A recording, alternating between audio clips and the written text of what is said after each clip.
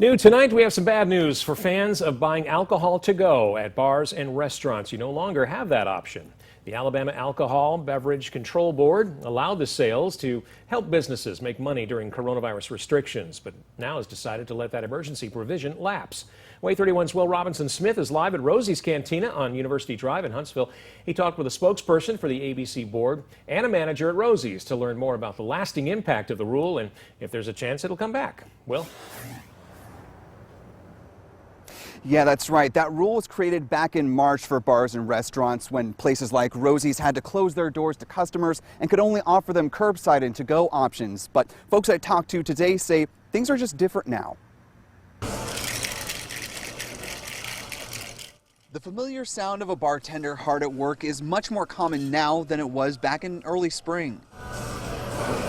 Back then, customers couldn't sit inside and to-go orders were the only option for patrons. And being able to sell alcohol to go was a huge financial bonus. It was a great impact. We really appreciate the state for doing that because that really helped with curbside. It kind of make a one-stop shop with our guests.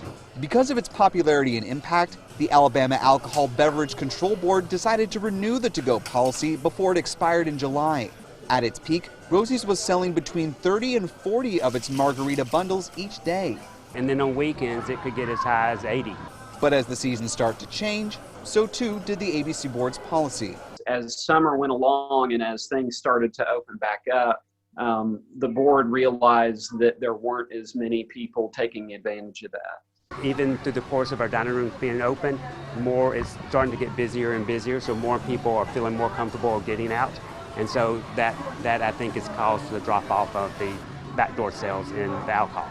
Craig says even though customers can't leave now with a bottle of tequila when they get a to-go order, people are still buying more of their margarita mix now than they were at the start of the pandemic.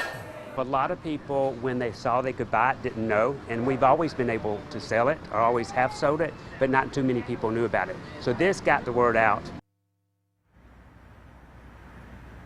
And Craig says even though toward the end of the policy they were only selling about 2 to 3 orders of alcohol each week, he says he and other restaurants would still like the option of being able to sell you a bottle of booze with your to-go order when you swing by.